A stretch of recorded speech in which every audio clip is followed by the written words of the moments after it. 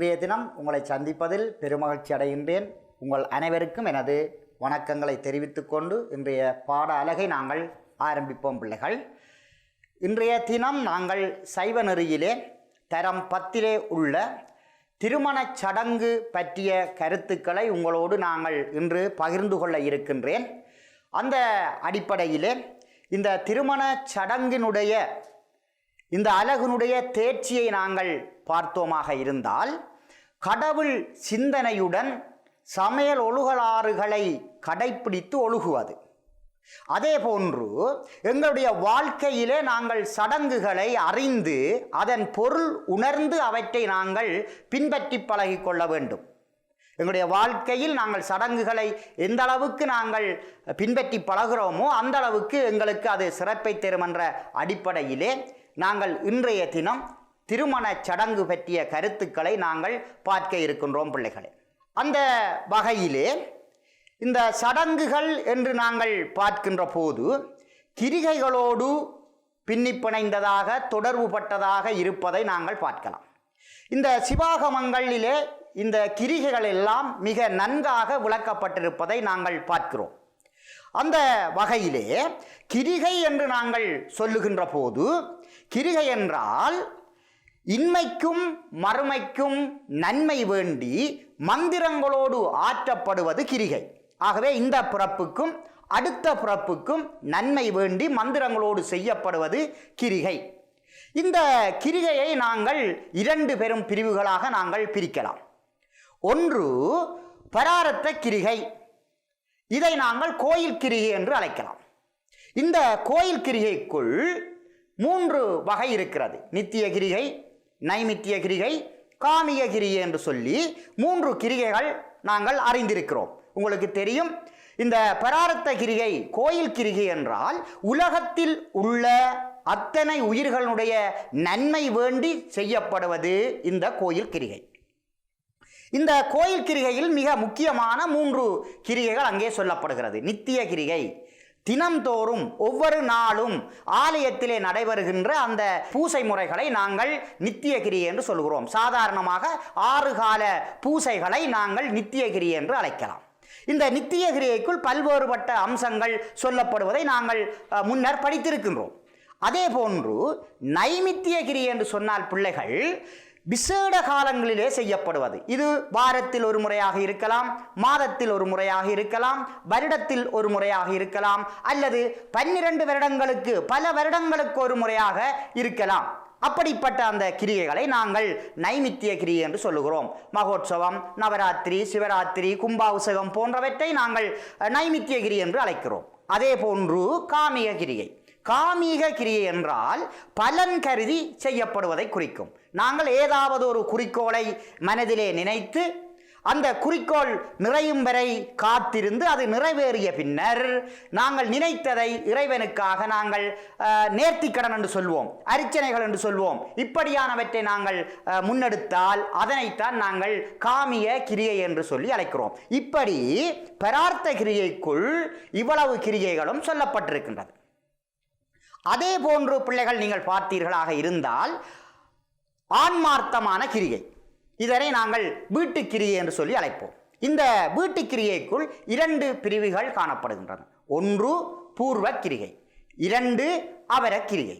இந்த ஆன்மார்த்தமான கிரிகை என்றால் ஒரு சொந்த ஆன்மா தன்னுடைய நன்மை கருதி, ஆன்மாக்கள் தங்களுடைய நன்மை கருதி செய்யப்படுகின்ற கிரிகைகளை நாங்கள் ஆன்மார்த்தமான கிரிகை அல்லது வீட்டு கிரியை என்று சொல்லி அழைக்கிறோம். அதே போன்று அந்த ஆன்மார்த்தமான கிரியைக்குள் பூர்வ கிரிகை, அபரக்கிரியை என்று அங்கே 2 சொல்லப்படுகிறது. அதிலே பூர்வ கிரிகை என்றால் ஒரு தாயின் வயிற்றில் கரு உண்டாவதில் இருந்து அது பிறந்து இறக்கும் வரையாக செய்யப்படுகின்ற கிரிகைகளை நாங்கள் பூர்வ கிரியை என்று சொல்லுகின்றோம்.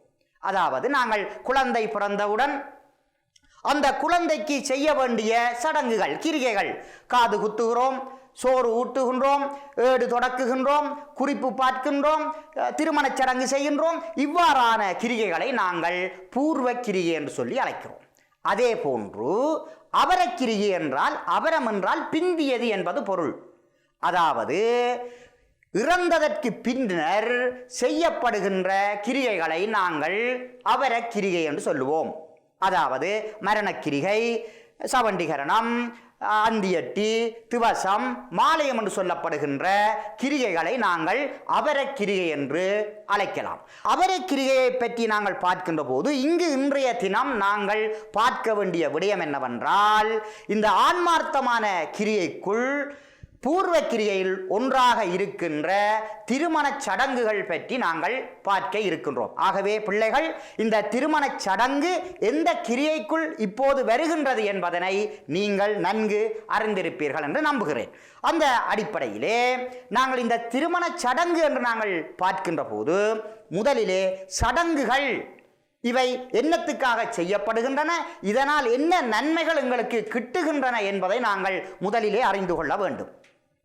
அந்த வகையிலே இந்த சடங்கு என்று நாங்கள் சொல்லுகின்ற போது ஒரு இனத்தினுடைய பண்பாட்டினை பிரதிபலிக்க கூடியவை சடங்குகள். ஒரு இனத்தினுடைய பண்பாட்டினை பிரதிபலிப்பது சடங்காகும். ஆகவே ஏதாவது ஒரு இனம், நாங்கள் எங்களுடைய இனங்களை ஈழத்திலே நாங்கள் சிங்களவர்கள் இருக்கின்றோம், தமிழர்கள் இருக்கின்றோம், கிறிஸ்தவர்கள் இருக்கின்றோம், இப்படியான பல்வேறுபட்ட இனங்களை சார்ந்தவர்கள் நாங்கள் இந்த ஈழத்திலே இலங்கையிலே நாங்கள் இருக்கிறோம்.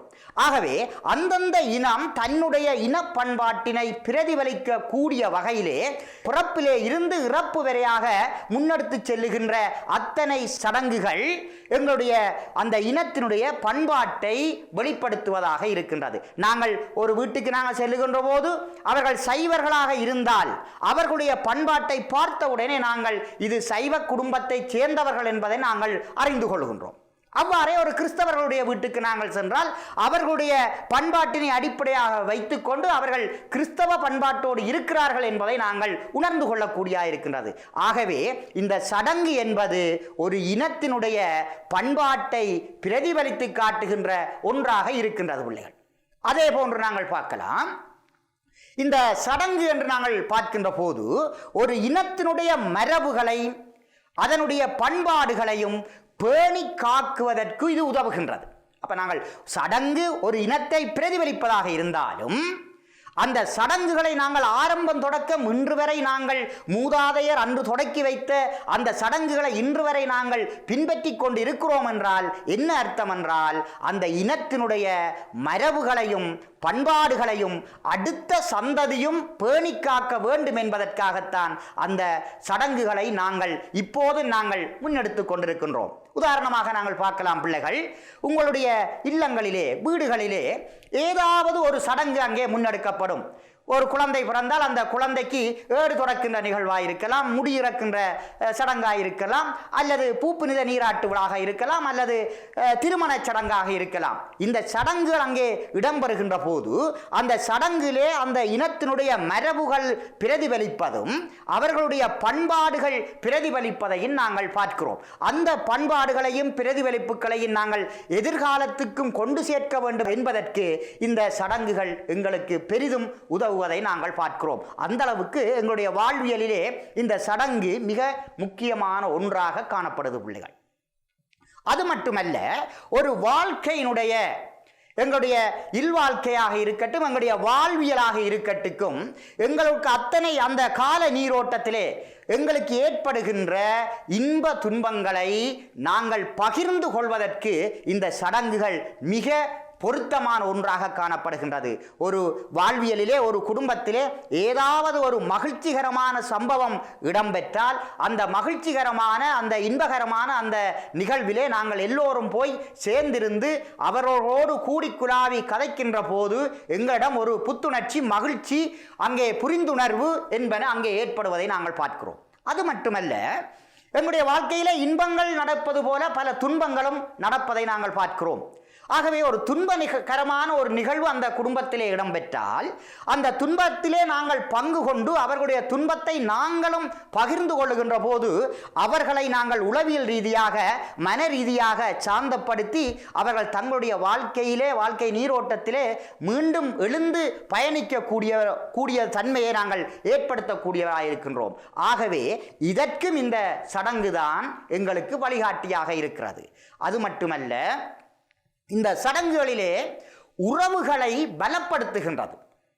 நாங்கள் ஒரு இல்லத்துக்கு போகின்றோம், அல்லது என்னோட உறவினர் வீட்டுக்கு போகின்றோம், நண்பர்கள் வீட்டுக்கு போகின்றோம். அவ்வாறு நாங்கள் போகின்ற போது அங்கே நடைபெறுகின்ற அந்த சடங்குகளிலே நாங்களும் பங்குதாரர்களாக பங்கெடுக்கின்ற போது அங்கே எங்களுடைய உறவு அங்கே மேலும் விரிவடைவதையும் இறுக்கமாக வருவதையும் நாங்கள் பார்க்கின்றோம். நாங்கள் ஒரு பக்கத்து வீட்டுக்கு நாங்கள் அடிக்கடி சென்று வந்தோமாக இருந்தால் அவர்களுக்கும் எங்களுக்கும் இடையிலான உறவு அங்கே பெரிதாக வருவதை நாங்கள் பார்க்கிறோம்.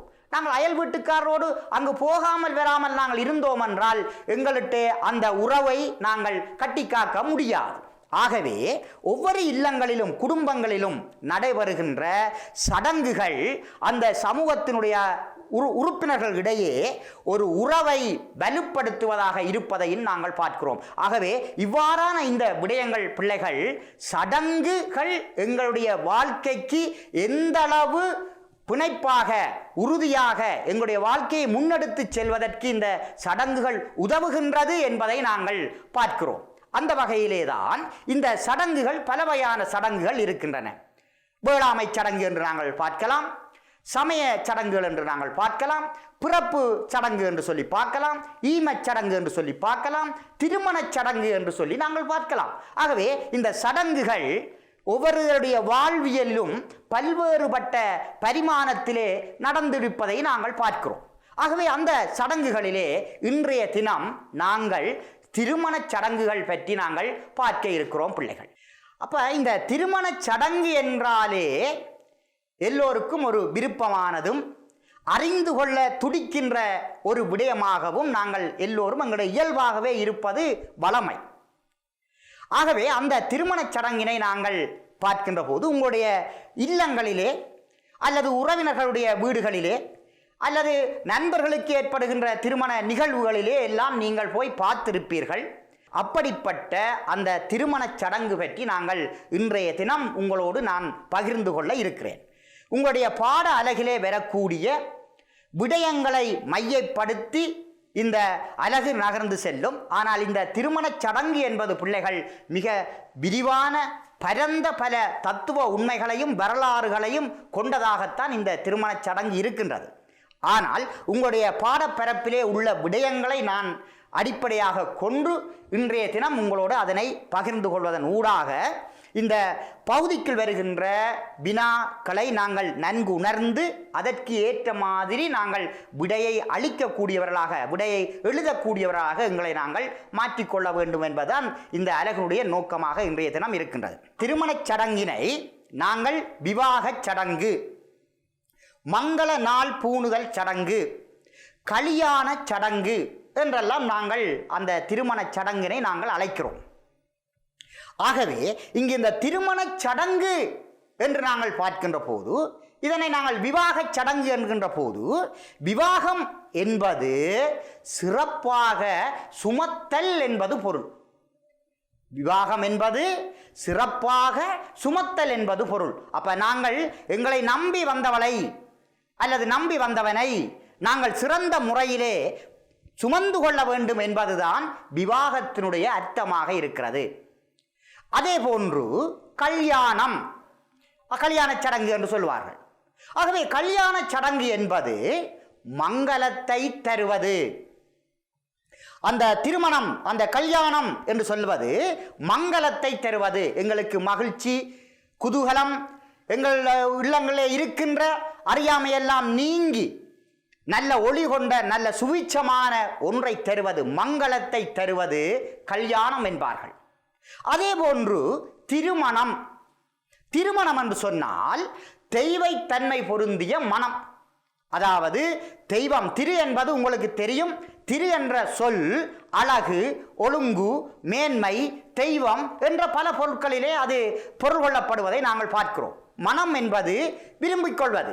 ஆகவே தெய்வத்தன்மை பொருந்திய மனம் என்பது திருமணத்துக்கு அவர்கள் கொடுக்கின்ற வரவிலக்கணமாக இருக்கின்றது. ஆகவே இந்த திருமணச் சடங்கு என்று நாங்கள் பார்க்கின்ற போது அதிலே விவாகம் என்பது சுமத்தல் என்ற பொருளிலும், கல்யாணம் என்பது மங்களத்தை தருவது என்ற கருத்திலும், திருமணம் என்பது தெய்வத்தன்மை பொருந்திய மனம் என்ற அடிப்படையிலும் நாங்கள் பார்க்கின்றோம் பிள்ளைகள். இவ்வாறான இந்த திருமணத்திலே நாங்கள் இன்னும் பல விடயங்களை நாங்கள் பார்க்கக்கூடியதாக இருக்கின்றது. இந்த திருமணம் என்பது அறம், பொருள், இன்பம், வீடு என்று சொல்லப்படுகின்ற 4 பயன்களை பெறுகின்ற பொருட்டு ஒரு வாழ்க்கை துணை நலத்தோடு கூடுதலை திருமணம் என்று நாங்கள் அழைக்கலாம். அதாவது அறம், பொருள், இன்பம், வீடு என்ற இந்த பொருட்களை பெறுதல் பொருட்டு ஒரு வாழ்க்கை துணை நலத்தோடு நாங்கள் கூடுதலை திருமணம் என்று அழைக்கப்படுகின்றது.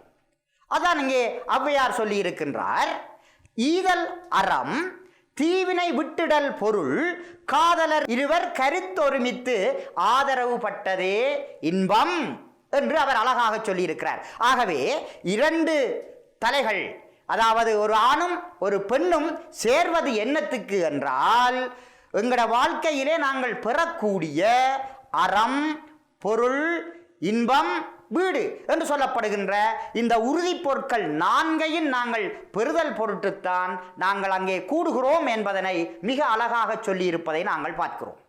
அவ்வாறே இந்த திருமண சடங்குகளை பற்றி நாங்கள் பார்க்கின்ற போது ஆண் பெண் இருபாலருக்கும் விதிக்கப்பட்ட ஒரு புண்ணிய சடங்காக இந்த விவாகம் விளங்குவதை நாங்கள் பார்க்கிறோம். இந்த ஆண் பெண் இருவருக்கும் விதிக்கப்பட்ட ஒரு புண்ணிய சடங்காகத்தான் நாங்கள் அந்த திருமணத்தை பார்க்கிறோம்.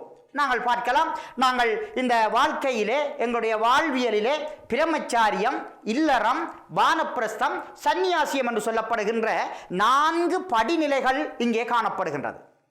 ஆகவே இந்த பிரம்மச்சாரியம் என்று சொல்லப்படுகின்ற மாணவ பருவ நிலை, இந்த மாணவ பருவ நிலையிலே பிள்ளைகள் நாங்கள் கல்வியை கற்று அந்த கல்வியின் வழி ஒழுகுவதுதான் அந்த பிரம்மச்சாரிய நிலையினுடைய கடமையாக இருக்கிறது. ஆனால் அந்த பிரம்மச்சாரிய நிலையிலே இருந்து அடுத்த நிலைக்கு நாங்கள் போகின்றோம் அல்லவா, இல்லறம். அந்த இல்லற நிலையைத்தான் இங்கு நாங்கள் திருமணம் என்று சொல்லுகின்றோம். இங்கு ஒரு வாழ்க்கை துணை நலத்தோடு நாங்கள் சேர்ந்து வாழுகின்ற ஒரு நிலை. இந்த நிலையிலே பல கடமைகளை நாங்கள் ஆற்ற வேண்டியவர்களாக இருக்கிறோம். அவ்வாறு அந்த கடமைகளை நாங்கள் ஆற்ற வேண்டியவர்களாக இருப்பதனால் கட்டாயம் நிச்சயம் நாங்கள் ஒரு ஆணோடையோ அல்லது ஒரு பெண்ணோடையோ சேர்ந்து வாழ வேண்டிய ஒரு நிலை காணப்படுகின்றது. ஏனென்றால் சில கடமைகளை நாங்கள் தனித்திருந்து ஆற்ற முடியாது. ஆகவே சேர்ந்திருந்துதான் சில கடமைகளை நாங்கள் ஆற்ற வேண்டும். அதற்காக நிச்சயம் நாங்கள் எங்களுடைய வாழ்க்கையிலே ஒரு வாழ்க்கை துணை நலத்தை நாங்கள் தேர்ந்தெடுத்து கொள்ள வேண்டியது அவசியம். எனவேதான் எங்களுடைய வாழ்வியலிலே திருமணம் ஒரு முக்கிய சடங்காக சொல்லப்படுவதை நாங்கள் பார்க்கிறோம். ஆக இந்த திருமணச் சடங்கு பற்றி நாங்கள் பார்க்கின்ற போது இது காலத்துக்கு காலம், இடத்துக்கு இடம், பல்வேறு இடங்களிலே வேறுபட்ட தன்மையிலும் அந்த சடங்குகள் நிறைவேற்றப்படுவதை நாங்கள் பார்க்கிறோம். இது வர்ண வேறுபாட்டுக்கு அமைவாகவும் வேறுபட்டிருக்கலாம். எங்களுடைய வர்ண பாகுபாடு என்று நாங்கள் பார்க்கின்ற போது பிராமணர்கள், சத்திரியர்கள், வைசியர்கள், சூத்திரர்கள் என்று சொல்லப்படுகின்ற இந்த 4 வர்ணத்தவருக்கும் இடையிலே இந்த திருமணச் சடங்கிலே சில மாறுபாடுகள், ஒவ்வொரு வர்ணத்தவர்களும் தங்களுடைய இன பண்பாட்டு மரபினை பிரதிபலிக்கக்கூடிய வகையிலே அந்த திருமணச் சடங்கினை அவர்கள் ஆற்றுவதை நாங்கள் பார்க்கிறோம். ஆகவே இந்த திருமணச் சடங்கு வேறுபட்டு காணப்பட்டாலும் நாங்கள் பொதுவாக இந்துக்கள் மத்தியிலே இந்த திருமணச் சடங்கு எவ்வாறு இடம்பெறுகின்றது என்பதனை இப்போது நாங்கள் நோக்குவோம் பிள்ளைகள். நாங்கள் பார்க்கலாம், இந்த திருமணச் சடங்கு என்ற ஒரு அங்கத்திலே முதலிலே திருமண நிச்சயம் தான் அங்கே இடம்பெறும். இந்த பிரம்மச்சாரிய நிலையிலே இருந்தவர்கள் வயது, அழகு, கல்வி, தொழில் என்ற ரீதியிலே அவர்கள் மேன்மை அடைந்தவுடன் அவர்களை இன்னொருவரிடம் கரம் பிடித்து அனுப்ப வேண்டிய ஒரு தேவை பெற்றோர்களுக்கு காணப்படுகிறது.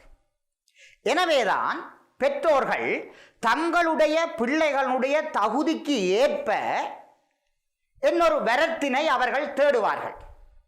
அவ்வாறு தேடுகின்ற போது ஏதோ ஒரு இடத்திலே ஒரு ஆணுக்கு அல்லது ஒரு பெண்ணுக்கு பொருத்தமாக இன்னொருவர் கிடைத்து விட்டால் அவர்களுடன் அந்த 2 வீட்டாரும் முதலில் நேரே சந்தித்து இரு வீட்டாருடைய விருப்பம் அங்கே அறியப்படும்.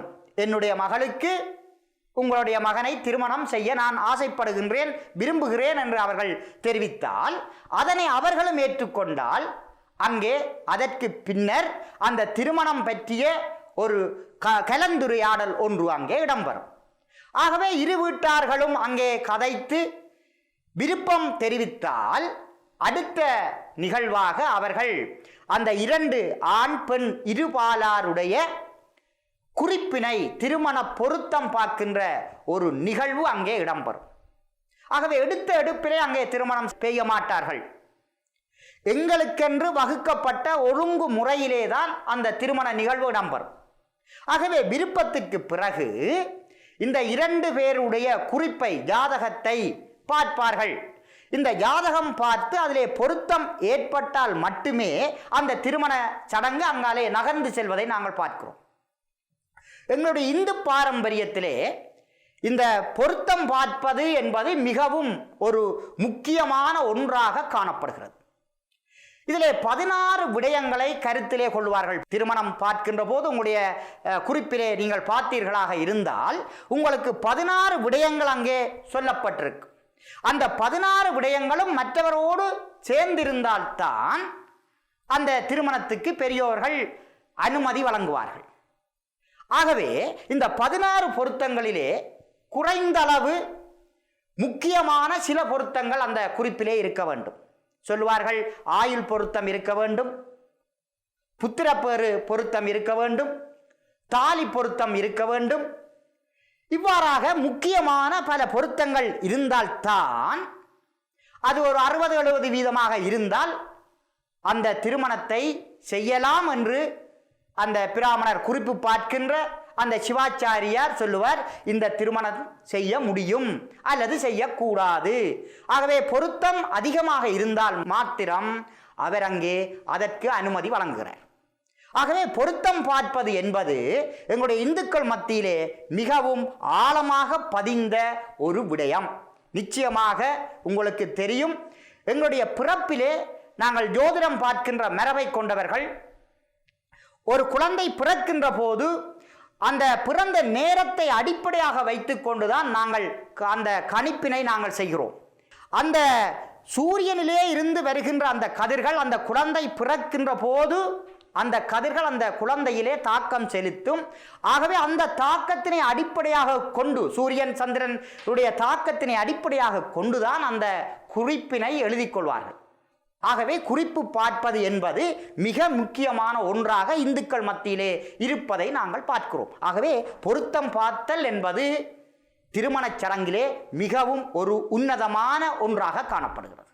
பொருத்தம் பார்த்து அந்த திருமணம் பொருத்தம் நிறைவேறுவற்றால் அடுத்த கட்டம் இந்த இரண்டு வீட்டார்களும் சம்பந்த கலப்பு என்று சொல்லப்படுகின்ற எங்களுடைய சமூகத்திலே இருக்கின்ற ஒரு பாரம்பரியமான அந்த முறையினை அவர்கள் நடாத்தி கொள்வார்கள்.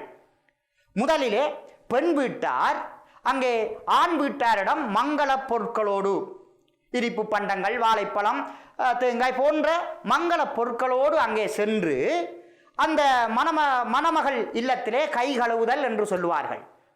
அங்கே சென்று உணவை அருந்தி அல்லது அந்த மங்கள பொருட்களை கொடுத்து இரண்டு பேரும் அங்கே சம்பந்தம் கலக்கின்ற ஒரு முறை காணப்படும். எங்களுடைய மரபிலே நீங்கள் பார்த்தீர்களாக இருந்தால் கொழுக்கட்டை மாற்றுதல் என்று சொல்லுவார்கள்.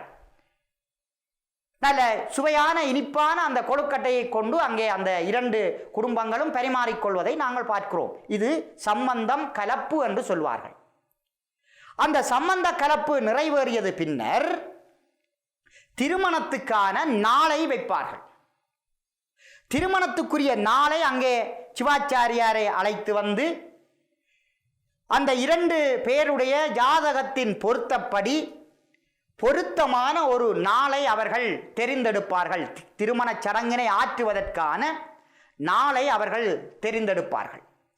நாள் வைத்த பின்னர் அந்த திருமண நாளுக்கு முன்னர் பொன்னுருக்குதல் என்கின்ற ஒரு வைபவம் இடம்பெறும். அதாவது தாலி செய்வதற்கு பொன்னை உருக்குவார்கள். அந்த பொன்னுருக்கல் என்பது மணமகனுடைய இல்லத்திலே மணமகளுடைய பெற்றோர்கள் உறவினர்கள் சென்று அவர்கள் செல்லுகின்ற போது மங்கள பொருட்கள் எடுத்து செல்வார்கள். நீங்கள் உங்களுடைய வாழ்க்கையிலே அதனை அவதானித்திருப்பீர்கள்.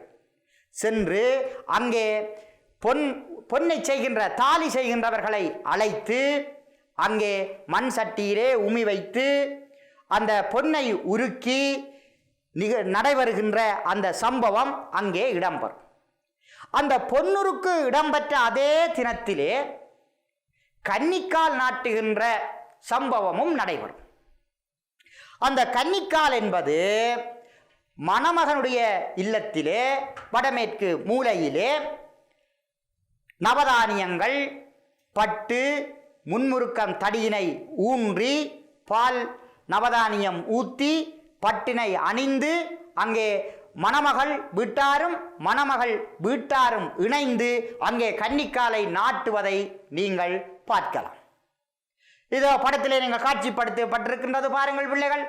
முன்முறுக்கம் மரத்தினை அங்கே 2 குடும்பங்களும் ஒன்று சேர்ந்து அங்கே கன்னிக்கால் நாட்டுவதும் அந்த கன்னிக்காலுக்கு நவதானியங்கள் பாலை ஊற்றி வணங்குவதுமாக இருக்கின்ற அந்த காட்சி காணப்படுகின்றது. இதைத்தான் நீங்கள் உங்களுடைய இல்லங்களிலும் செய்கின்றீர்கள்.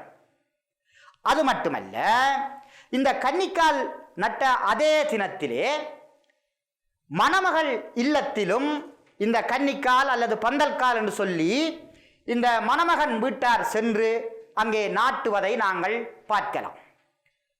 அந்த கன்னிக்கால் நாட்டு நிகழ்வுக்கு பின்னர் இந்த 2 வீட்டாரும் அன்றைய தினம் உணவினை பெருமாறி குதூகலமாக அவர்கள் கதைத்துக் கொள்வார்கள். அதற்கு பிறகு திருமண பதிவு இடம்பெறும். இன்னொரு நாள் அதுக்கிடையிலே ஒரு திருமண பதிவு வைப்பார்கள். இந்த திருமண பதிவு பிள்ளைகள் சில இடங்களிலே திருமணத்துக்கு முன்னரும் நடைபெறலாம், வேறு சில இடங்களிலே திருமணத்து நாளன்றும் திருமண நிகழ்வு நிறைவேறியதும் அங்கே திருமண பதிவு இடம்பெறுவதை நாங்கள் பார்க்கிறோம். ஆகவே இந்த திருமண பதிவு என்பது சட்டப்படி 18 வயதுக்கு பெண்ணுக்கு 18 வயது, ஆணுக்கு 21 வயசு நிரம்பி இருந்தால் எங்களுடைய சமூகவியல் சட்டத்தின் பிரகாரம் இந்த 2 பேரும் ஒன்றாக வாழ்வதற்கு தகுதியுடையவர்கள் என்ற தகுதியை அங்கே வழங்கப்படுகிறது. பெற்றோர்களுடைய ஆசியோடு அவர்கள் திருமண பந்தத்தில் திளைப்பதற்கான அந்த அனுமதியை அங்கே வழங்கப்படுகின்றது. இது பதிவாளர் ஊடாக இந்த திருமண பதிவு இடம்பெறுவதை நாங்கள் பார்க்கிறோம்.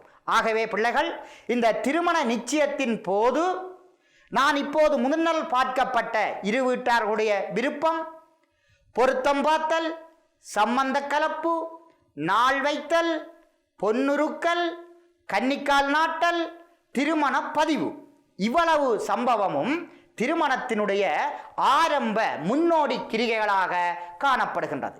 இதிலே நீங்கள் கன்னிக்கால் நாட்டுவதை மிக கவனமாக நீங்கள் அறிந்திருக்க வேண்டும். ஏனென்றால் கடந்த வருடங்களிலே இந்த கன்னிக்கால் நாட்டுதல் என்றால் என்ன என்ற வினா தொடுக்கப்பட்டிருப்பதை நாங்கள் பார்க்கலாம். அடுத்தது பிள்ளைகள், இந்த நிச்சயம் முடிந்ததற்கு பிறகு திருமண நாள் வந்தவுடன் அன்றைய தினம் திருமணம் நடைபெறப் போகின்றது. ஆகவே திருமண நாள் வந்தவுடன் அந்த திருமண சம்பிரதாயங்கள் என்ற அடிப்படையிலே நாங்கள் எங்களுடைய பெண் வீட்டார் மாப்பிள்ளை வீட்டுக்கு சென்று, அதாவது தோழனோடு அவர்களுடைய உறவினர்கள் சென்று அங்க மணமகனை நீராட்டி அவரை அலங்காரம் செய்து மாப்பிள்ளையை மணமேடைக்கு அழைத்து வருகின்ற நிகழ்வு மிகச் சிறப்பாக இடம்பெறும். இது எங்களுடைய பாரம்பரியத்திலே சமுதாயத்திலே இடம்பெறுவதை நாங்கள் பார்க்கிறோம். ஆகவே இந்த மணமகளுடைய வீட்டார் மாப்பிள்ளை தோழன் என்பவரோடு சென்று மாப்பிள்ளையை மணமகனை மங்கள பொருட்கள் கொண்டு நீராட்டி அவரை அலங்கரித்து மணமேடைக்கு அழைத்து வருகின்ற நிகழ்வு இடம்பெறும். இந்த நிகழ்வின் போது நாங்கள் பார்ப்போமாக இருந்தால் சொல்வார்கள், ஒவ்வொரு தட்டங்களிலே 3 தட்டம் 6 தட்டம் என்று சொல்லப்படுகின்ற மங்கள பொருட்களை எடுத்து செல்வதை நாங்கள் பார்க்கலாம். முக்கியமாக தேங்காய், வாழைப்பழம், வெற்றிலை பாக்கு போன்றவற்றை எடுத்து சென்று அங்கே மணமகனை மங்கள நீராட்டி அவரை மணமேடைக்கு அழைத்து வருகின்ற நிகழ்வு இடம்பெறும். அந்த நிகழ்வினை தொடர்ந்து அந்த மாப்பிள்ளையை நாங்கள் மணமேடைக்கு அங்கே அழைத்து வருகின்றார்கள். மணமேடைக்கு அழைத்து வருகின்ற போது அங்கே வாசலிலே வாழை மரம் கட்டப்பட்டிருக்கும், தோரணங்கள் கட்டப்பட்டு, மாலைகள் கட்டப்பட்டு அந்த மண்டபம் மிக அலங்காரமாக இருப்பதை நாங்கள் பார்க்கலாம். ஆரம்ப காலங்களிலே இல்லங்களிலே கொட்டகை போட்டு வெள்ளை கட்டி மிக அழகாக நடைபெறுகின்ற சம்பவங்கள் எல்லாம் எங்களுடைய வாழ்க்கையிலே நடந்திருக்கின்றது. தற்போது இவையெல்லாம் மண்டபங்களை நோக்கி நகர்ந்திருப்பதை நாங்கள் பார்க்கிறோம். எப்படியாயினும் அந்த மணமேடைக்கு நாங்கள் செல்லுகின்ற போது வாசலிலே நிறகுடம் வைத்து மாப்பிளையும் மாப்பிளை தோழனையும் உறவினர்களையும் அங்கே பெண் வீட்டார் வரவேற்பதை நாங்கள் பார்க்கலாம். அப்போ அவர்கள் வருகின்ற போது பன்னீர் தெளித்து விபூதி சந்தனம் அணிவித்து மாப்பிளை தோழன் அங்கே மணமகனுடைய காலை கும்பத்தி நீரால் கழுவி, அவ்வாறு கழுவுகின்ற போது அந்த மாப்பிள்ளையானவர் தன்னுடைய தோழனுக்கு அங்கே கை கணையாணி மோதிரம் ஒன்றை அணிவித்து விடுவதையும் மரபாக நாங்கள் பார்க்கிறோம். அது மட்டுமல்ல, இந்த மணமகளுடைய தந்தை அங்கே மணமகனுக்கு மாலையை அணிவித்து அவரை அழைத்து வருகின்ற சம்பவம் நல்ல விசேடமாக இடம்பெறுவதை நாங்கள் பார்க்கிறோம். இது ஒவ்வொரு சமுதாயத்துக்கு ஏற்ற முறையிலே அந்த நிகழ்வு இடம்பெறுவதை நாங்கள் பார்க்கிறோம். அதன் பின்னர் மாப்பிள்ளையை அழைத்து சென்று மணமேடையிலே திருமண கிரியைகள் இடம்பெறுகின்ற அந்த மேடைக்கு அழைத்து சென்று அவரை அமர வைப்பார்கள். அவ்வாறு அமர வைக்கின்ற போது அந்த மணமேடையை நீங்கள் ஒரு கணம் உங்களுடைய எண்ணத்திலே நீங்கள் கற்பனையிலே நினைத்து பாருங்கள். அங்கே சிவாச்சாரியார் வீற்றிருப்பார், அரசாணி நாட்டப்பட்டிருக்கும், அதற்கு சாரி கட்டி சங்கிலி போட்டு அங்கே அழகாக வைத்திருக்கப்பட்டிருக்கும், கும்பங்கள் வைத்திருக்கப்படும், ஓமகுண்டலம் வளர்க்கின்ற அக்கினி குண்டம் அங்கே காணப்படும், அம்மி இருக்கும், ஒரு பாத்திரத்திலே மஞ்சள் கலந்த நீர் அங்கே வைத்திருப்பதை நாங்கள் பார்க்கிறோம். அந்த மணமேடையிலே இவ்வளவு சம்பவமும் அங்கே இருப்பதை நாங்கள் பார்க்கக்கூடியதாக இருக்கின்றது. இந்த நேரத்திலே தான் சிவாச்சாரியார் அனிஜை என்று சொல்லப்படுகின்ற இந்த கிரியையை செய்கின்ற அதிகாரத்தை கொண்டு இந்த கிரியை தான் நிறைவேற்றுவதற்கான அந்த அனிச்சையை அவர்கள் எடுத்துக்கொள்வார். ஒரு பொருத்தமான அந்த சிவாச்சாரியாரை நாங்கள் தெரிவு செய்து இருப்பதை அங்கு அனுச்சை என்று நாங்கள் சொல்லுகிறோம்.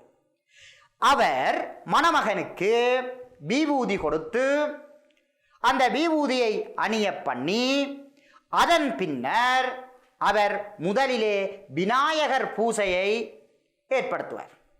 அந்த விநாயகர் பூசை செய்வதற்கு முன்னர் இந்த கிரிகைகள் எல்லாம் நல்ல முறையிலே எந்தவித சிக்கலும் இல்லாமல் நிறைவேற்ற வேண்டும் என்பதற்காக சங்கப்பம் என்று சொல்லப்படுகின்ற திட சங்கப்பத்தினை அவர் பூர்ந்து கொள்வார். அந்த திட சங்கப்பத்தினை பூணுகின்ற போது அங்கே மணமகனுடைய கரலிலே வலது கையினுடைய மோதிர விரலிலே அவருக்கு தெப்பை அணிவித்து அந்த கிரிகைகள் எல்லாவற்றையும் நான் நல்ல முறையிலே நிறைவேற்றுவேன் என்று சங்கப்பம் திட சங்கப்பம் பூணுகின்ற நிகழ்வு இடம்பெறும். அதற்கு பின்னர் விநாயக பூசையினை சிவாச்சாரியார் ஆரம்பிப்பார். எந்த காரியங்களை நாங்கள் தொடங்குவதாக இருந்தாலும் முதலிலே நாங்கள் விநாயகர பெருமானை வணங்கித்தான் நாங்கள் எந்த காரியங்களையும் முன்னெடுப்பது உங்களுக்கு வளமை தெரியும். ஆகவே அந்த அடிப்படையிலே தான் நாங்கள் சிவாச்சாரியார் முதலிலே விநாயக பூசையை நடாத்தி அதற்கு பிறகு புண்ணியானம் செய்வார். அந்த புண்ணியான பூசையை தொடர்ந்து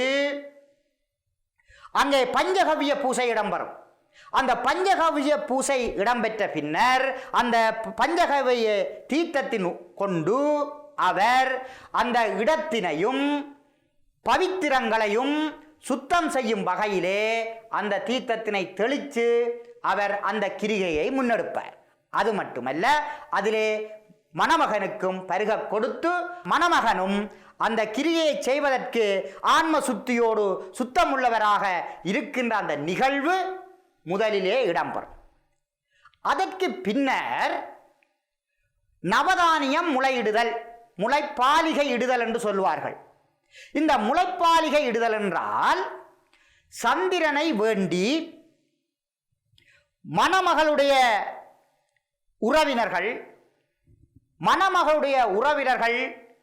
5 பேர், சுமங்கலி பெண்கள் குறைந்தது 3 பேர் அல்லது 5 பேரை கொண்டும் அவர்கள் செய்து கொள்வார்கள்.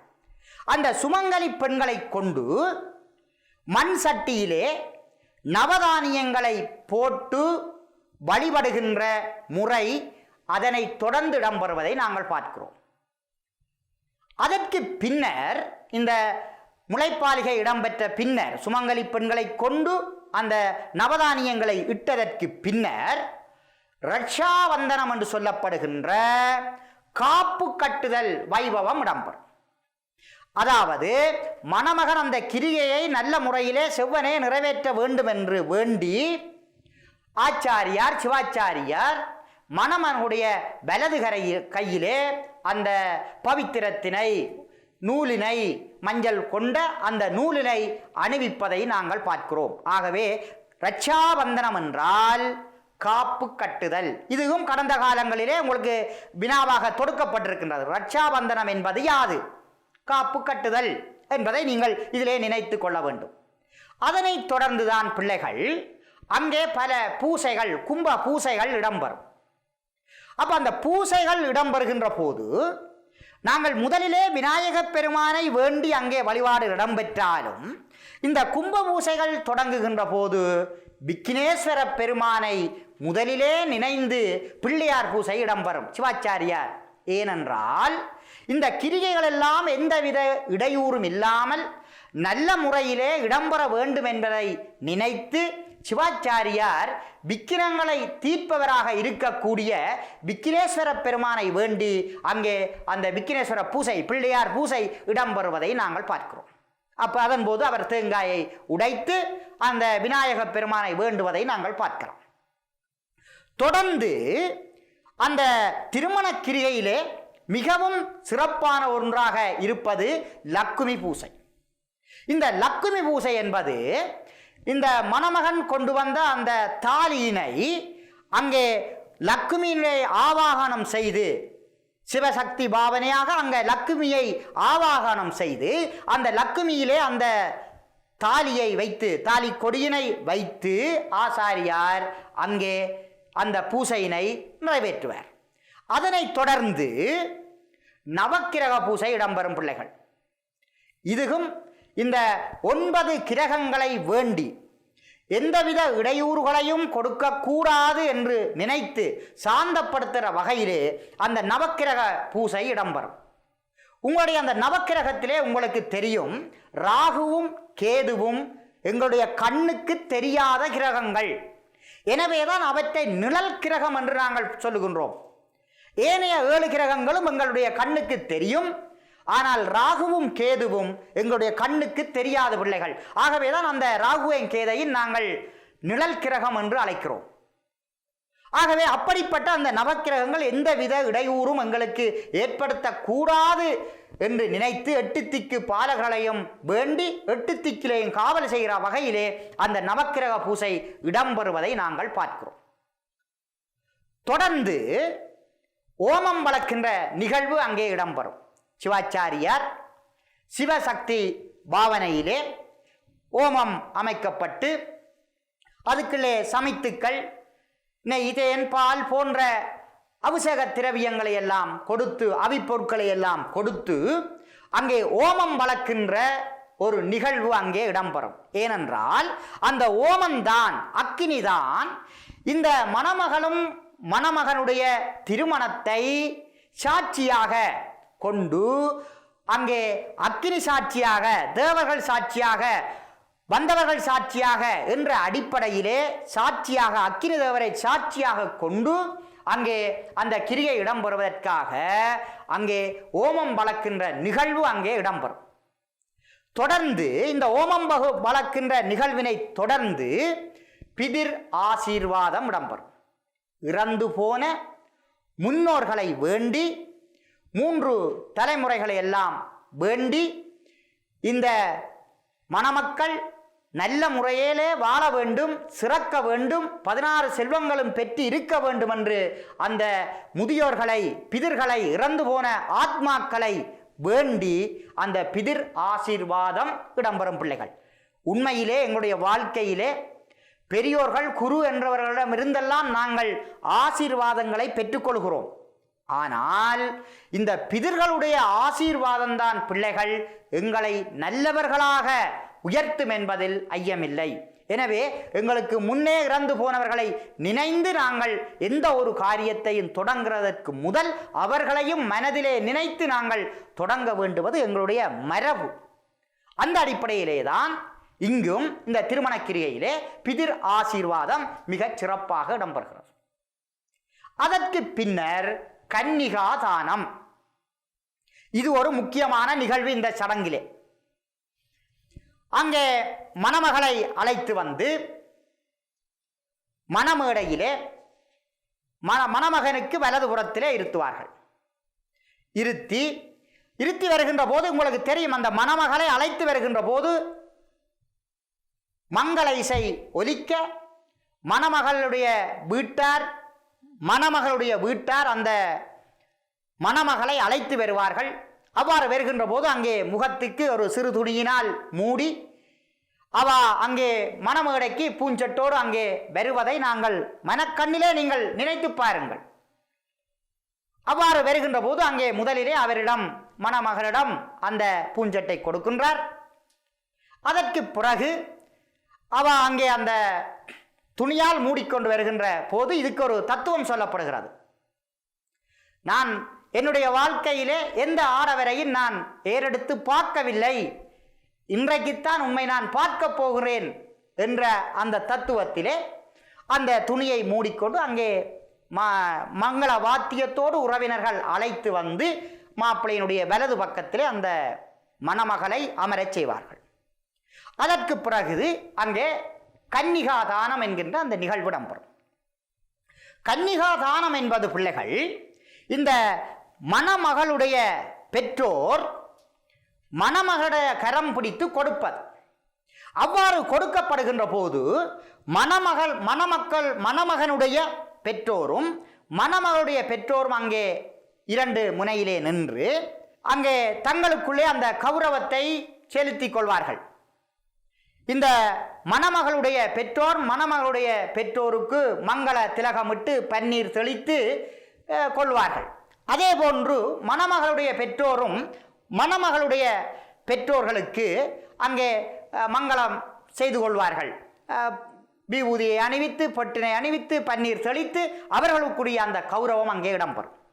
அதற்கு பின்னர் தான் இந்த மணமகளுடைய பெற்றோர், அதாவது தந்தை, பாக்கு, வெற்றிலை, பழம் போன்ற மங்கள திரவியங்களோடு மணமகளுடைய கரத்தினை பிடித்து மணமகனுடைய கரத்திலே வைத்து 3 முறை தண்ணீர் அங்கே விடப்படும்.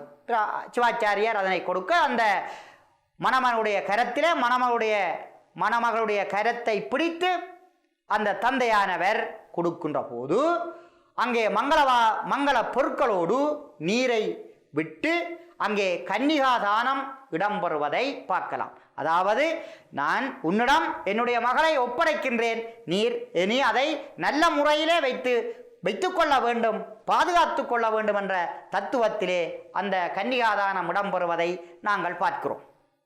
தொடர்ந்து இந்த மணமேடையிலே நடைபெறுகின்ற இன்னும் பல கிரிகைகள் இருக்கின்றன. இந்த சம்பவத்திற்கு பிறகு அங்கே கூரை கொடுப்பார்கள். மணமகள் அங்கே மணமகனுக்கு பட்டு வெட்டி கொடுக்க 2 பேரும் அங்கே அந்த உடையினை கூரை மாற்றுகின்ற அந்த சம்பவம் இடம்பெறும். இந்த கூரையினை என்ன செய்வார்கள் என்று சொன்னால், முதலிலே அவர்கள் கொடுத்ததற்கு முதல் அங்கே சபையிலே வந்திருக்கின்ற அனைவரிடமும் அந்த கூரையையும் தாலியையும் மங்கள பொருட்களையும் கொண்டு சென்று ஆசீர்வாதம் பெற்ற பின்னர் அந்த மணமகளிடம் அதை கொடுக்க, மணமகள் அதனை மீண்டும் சென்று அணிவித்து திரும்பவும் வந்து அங்கு மணமேடையிலே அமர்ந்திருக்க அடுத்த நிகழ்வாகிய தாலிகட்டல் நிகழ்வு அங்கே இடம்பெறும். அந்த தாலிகட்டல் நிகழ்வு இடம்பெறுகின்ற போது மணமகளுடைய வலதுபுறத்திலே மணமகள் நின்று அந்த தாலியை எடுத்து அந்த மணமகளுக்கு அணிவிப்பார். அவ்வாறு அணிவிக்கின்ற போது அவர் அந்த தாலி கட்டல் 3 முடிச்சுக்கள் அங்கே போடப்படும்.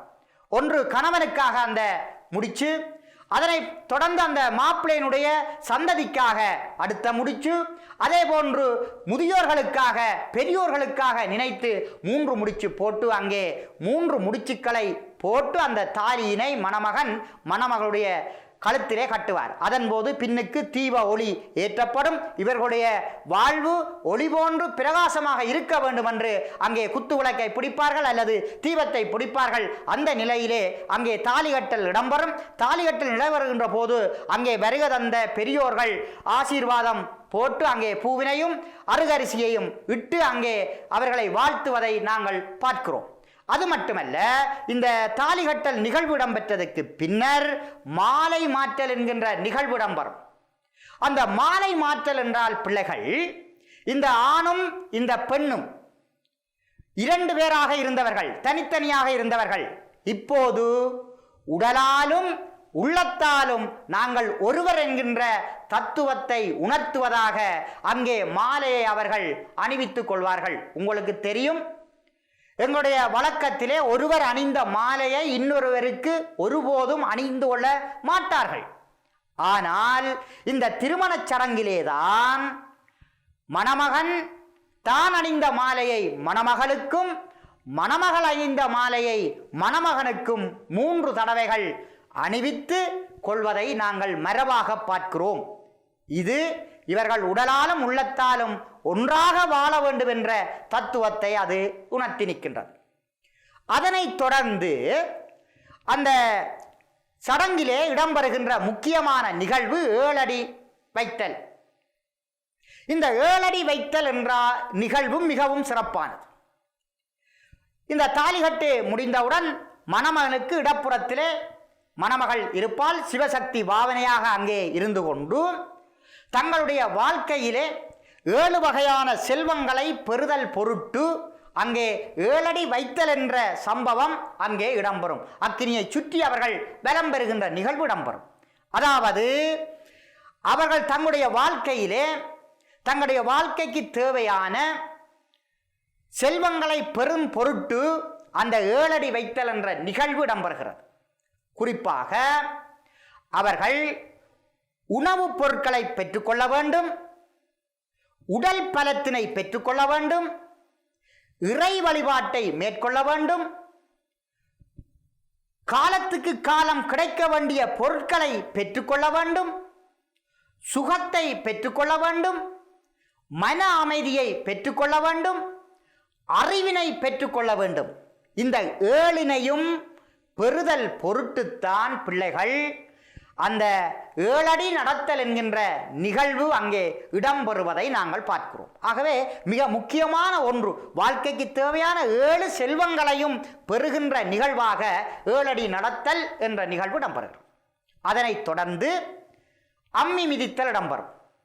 இந்த அம்மி மிதித்தல் எங்களுடைய இலக்கியங்கள் பாரம்பரிய வரலாற்றிலே மிகவும் ஒரு சிறப்பு வாய்ந்த ஒரு நிகழ்வு. அந்த அம்மியிலே மணமகன் மணமகளுடைய காலை தூக்கி வைத்து மிஞ்சி என்று சொல்வார்கள் அல்லது மெட்டி என்று சொல்வார்கள், அதனை அங்கே அணிவிப்பார். அவ்வாறு அணிவிக்கின்ற போது அந்த அம்மி மிதித்தலுடைய தத்துவம் என்னவென்றால், இந்த பெண்ணானவள் தன்னுடைய வாழ்க்கையிலே உறுதியாக இருந்து கொள்ள வேண்டும், அவள் உறுதியாக இருக்க வேண்டும் என்பதற்காகத்தான், கருங்கல்லை போன்று அவள் உறுதியாக இருக்க வேண்டும் என்பதற்காகத்தான் இந்த மணமகன் மணமகளுடைய காலை அம்மியிலே வைத்து அங்கே மெட்டியை சாத்தி வருகின்றார். வாழ்க்கையிலே உறுதி பொருட்களை பெற்று உறுதியாக இருக்க வேண்டும். அது எந்த விடயமாக இருந்தாலும் சரி, அவள் மனம் தளராது எந்த காரியத்தையும் கருங்கல்லை போன்று மனதை வைராக்கியத்தோடு இருக்க வேண்டும் என்பதை அந்த அம்மி மிதித்தல் சம்பவம் எங்களுக்கு எடுத்து காட்டுகின்றது. தொடர்ந்து மோதிரம் எடுத்தல் இடம்பெறும். அது 3 தரம் அவர்கள் வலம் பெறுவார்கள். அப்ப மோதிரம் எடுத்தல், நான் முன்னவே சொன்னேன், ஒரு பாத்திரத்துக்குள் மஞ்சள் நீரான நீர் இருக்கும். ஆகவே அந்த பாத்திரத்துக்குள் சிவாச்சாரியார் அங்கே மோதிரம் ஒன்றினை போட்டு விடுவார். அங்கே மணமகனும் மணமகளும் அந்த மோதிரத்தை அவர்கள் எடுக்க வேண்டும். அந்த மோதிரம் எடுத்தல் என்பது ஒரு சாதாரண நிகழ்வாக இருக்கலாம் பிள்ளைகள். ஆனால் அதற்கு பின்னால் பல தத்துவ உண்மைகள் எங்களுக்கு புலப்படுகின்றது. நாங்கள் புரிந்துணர்வோடு வாழ வேண்டும். இந்த மணமகளும் தன்னுடைய வாழ்க்கையிலே புரிந்துணர்வோடு வாழ வேண்டும். அது மட்டுமல்ல, புரிந்துணர்வு இருந்தால் மட்டும் போதாது, விட்டு கொடுத்து வாழ வேண்டும். விட்டு கொடுத்து வாழ வேண்டும் என்ற அந்த தத்துவத்தை, புரிந்துணர்வோடு வாழ வேண்டும் என்ற அந்த தத்துவத்தை மோதிரம் எடுத்தல் என்ற அந்த நிகழ்வு பறைசாற்றி நிற்பதை நாங்கள் பார்க்கிறோம். இதனை தொடர்ந்து அருந்ததி பார்த்தல் என்கின்ற நிகழ்வு இடம்பெறும். அருந்ததி பார்த்தல் என்று சொன்னால், இந்த கற்பிலே கரசிகளாக இருந்த 7 பேர் இருக்கிறார்கள். கண்ணகி, திரௌபதி, வள்ளுவருடைய மனைவி வாசுகி, வசிட்டருடைய மனைவி அருந்ததி, கௌசிகி முனிவருடைய மனைவி அகலிகை, இப்படியானவர்கள் இந்த கற்பிலே சிறந்தவர்கள் என்றெல்லாம் நாங்கள் படித்து அறிந்திருக்கிறோம். அந்த வகையிலேதான் அந்த வசிட்டரும் மனைவியும் எவ்வாறு சந்தோஷமாக இன்றும் இருக்கிறார்களோ அதே போன்று நீங்களும் உறுதியோடு இருக்க வேண்டும் என்று சொல்லி அந்த அருந்ததியை காட்டி அந்த மணமக்களுக்கு சிவாச்சாரியார் அருந்ததியை காட்டுகின்ற ஒரு நிகழ்வு இடம்பெறும். தொடர்ந்து அருந்ததி பார்த்ததற்கு பின்னர் கோதரிசனம் இடம்பெறும். கோதரிசனம் என்றால் பசுமாட்டில் தங்களுடைய கிரியைகளை முடித்துவிட்டு கண் விழித்த. இந்த பசுமாட்டில் விழிப்பதற்கான காரணம் என்னவென்றால் பிள்ளைகள், இந்த பசுமாட்டிலேதான் தேவர்களும் புனித நதிகளும் ஒன்று கூடியிருக்கின்றது. அது மட்டுமல்ல, மிக முக்கியமாக இந்த பசுவினுடைய பின்புறத்திலே லக்குமி குடியொன்றிருக்கிறாள். ஆகவே எங்களுடைய கிரிகைகள் எல்லாம் நிறைவேற்ற பின்னர் அந்த கோதரிசனம் செய்கின்ற போது தேவர்களும் புனித நதிகளும் அங்கே இவர்களை ஆசீர்வதிப்பார்கள் என்ற எண்ணத்திலே அங்கே கோதரிசனம் இடம்பெறுகின்றது. அவ்வாறே பால் பழம் புசித்தல். இந்த மணமகனும் மணமகளுக்கும் தேன், நெய், சர்க்கரை போன்றவற்றால் செய்யப்பட்ட அந்த திரவியத்தினை புசிக்க கொடுப்பார்கள். அவருடைய வாழ்க்கை இனிப்பாக இருக்க வேண்டும். கணவன் மனைவிக்கும், மனைவி கணவனுக்கும் அங்கே கொடுத்து அந்த பால்வளம் பொசிக்கின்ற அந்த நிகழ்வு இடம்பெறும். அதனைத் தொடர்ந்து ஆசீர்வாதம் இடம்பெறும். இந்த ஆசீர்வாதம் என்பது முதலிலே சிவாச்சாரியால் குருவினால் ஆற்றப்படும். அதற்கு பின்னர் மணமகன் மணமகளுடைய பெற்றோர்களினால் ஆசீர்வாதம் வழங்கப்படும். அதற்கு பின்னர் அங்கே வருகை தந்திருக்கின்ற உறவினர்களால் அந்த ஆசீர்வாதம் இடம்பெறும். இதனை அச்சரிகை போடுவது என்று சொல்வார்கள். இந்த அச்சதையே என்று சொல்லப்படுவது பிள்ளைகள் அருகு, மஞ்சள், பச்சை அரிசி சேர்ந்த கலவையைத்தான் அச்சதை என்று அங்கே சொல்வார்கள். அந்த அச்சதையினால் அந்த அருகரிசியினை போட்டு அந்த மணமகளை வாழ்த்துகின்ற நிகழ்விடம் வரும். இந்த அச்சதையை போடுகின்ற போது, ஆசீர்வாதம் செய்கின்ற போது பிள்ளைகள், நாங்கள் மேலிருந்து போடுவதை தவிர்த்து அந்த மணமக்கள் கீழே இருந்து போட்டு அவர்கள் மேலே போடக்கூடிய அந்த மரபை நாங்கள் பழக்கிக் கொள்ள வேண்டும். ஏனென்றால் நீடூடி காலம் வாழ்க, ஆலை போல் அருகை போல் வேறு ஒன்றி வாழ்க என்று வளர்வதற்காக நாங்கள் ஆசீர்வதிக்கின்ற ஒரு சம்பவமாக அங்கு ஆசீர்வாதம் காணப்படுகின்றது. அதனைத் தொடர்ந்து கிரக பிரவேசம், வீட்டுக்கு செல்லுதல். இவ்வாறான இந்த கிரியைகள் எல்லாம் நிறைவேற்றதுக்கு பின்னர் நாங்கள் இந்த மணமகனுடைய இல்லத்துக்கு முதலிலே செல்வார்கள். முதலிலே செல்லுகின்ற போது அங்கே வாசலிலே அவர்களுக்கு ஆலாத்தி எடுத்து அங்கே வீட்டுக்குள் செல்வதை நாங்கள் பார்க்கிறோம். அதற்கு பிறகு சாமி அறையிலே அவர்களுக்கு பூதாக்கலம் என்று சொல்லப்படுகின்ற நிகழ்வு அங்கே இடம்பெறும். அங்கே பூதாக்கலம் என்று சொன்னால் அறுசுவையாக சமைக்கப்பட்ட உணவை கணவன் மனைவிக்கும், மனைவி கணவனுக்கும் பரிமாறி அங்கே உணவு உண்ணுகின்ற அந்த மரபினை நாங்கள் பார்க்கிறோம். அதற்கு பின்னர் மணமகன் இல்லத்திலிருந்து மணமகள் வீட்டுக்கும், மணமகள் வீட்டிலிருந்து மணமகள் வீட்டுக்கும் மாறி 3 தடவைகள் கால் மாறுதல் என்று சொல்வார்கள். இது நாள் பார்த்தும் செய்வார்கள் அல்லது அன்றைய தினமே செய்து இந்த கிரிகைகளை அவர்கள் நன்கு நிறைவேற்றி முடிப்பதை நாங்கள் பார்க்கிறோம் பிள்ளைகள். இவ்வாறாக இந்த திருமணச் சடங்கிலே பல்வேறுபட்ட நல்ல சுவாரஸ்யமான நல்ல சம்பவங்கள் எல்லாம், இதுக்கு கதைகள் எல்லாம் இருக்கின்றது. ஆனால் எங்களுடைய பாடப்பிறப்பிலே இருக்கின்ற அந்த விடயங்களை மட்டும் நான் இன்று உங்களோடு பகிர்ந்து கொண்டு இருக்கின்றேன். அந்த அடிப்படையிலே இன்று பார்த்த விடயங்களிலே திருமணச் சடங்கினுடைய முக்கியத்துவம் என்ன, திருமணச் சடங்கு என்றால் என்ன, அந்த திருமணச் சடங்கிலே ஆற்றப்படுகின்ற முன்னோடி கிரிகைகள் என்ன, அதற்கு பிறகு மணமேடையிலே நடைபெறுகின்ற சிவாச்சாரியாரால் ஆற்றப்படுகின்ற கிரிகள் என்ன என்பதை நீங்கள் நன்கு அறிந்து வைத்திருந்தால் இந்த திருமணச் சடங்கிலே சிறு உரிப்புக்கு வந்திருக்கின்றது. அதனை விட கடந்த காலங்களிலே பாணிக்கிரகம் என்றால் என்ன என்று கேட்கப்பட்டிருக்கின்றது. கைப்பிடித்தல், இந்த மணமகனும் உடைய கரங்களை பிடிப்பது, பற்றி பிடிப்பது. நான் எந்த காலத்திலும் உன்னை நான் விடமாட்டேன், என்னுடைய முதுமையிலும் கூட உன்னை கொண்டுதான் நான் செல்வேன், எந்த இடத்திலும் உன்னை நான் விடமாட்டேன் என்ற உறுதியோடு கரம் பிடிப்பதைத்தான் பாணிக்கிரகம் என்று சொல்வார்கள். அதே போன்று ரட்சாபந்தனம், காப்பு கட்டுதல் என்ற நிகழ்வையும் நாங்கள் பார்க்கலாம் பிள்ளைகள். ஆகவே இன்றைய தினம் நல்ல அழகான ஒரு பாடத்தை நாங்கள் கற்றிருக்கின்றோம். இது பரீட்சைக்கு மட்டுமல்ல, உங்களுடைய வாழ்க்கையிலும் இது ஆதிக்கம் செலுத்த வேண்டும். இவற்றை நீங்கள் கற்று உணர்ந்து உங்களுடைய வாழ்க்கையிலே நீங்கள் இதனை கடைபிடிக்க வேண்டும் பிள்ளைகள். அதுதான் எங்களுடைய அழகினுடைய முக்கிய நோக்கமாக இருக்கிறது.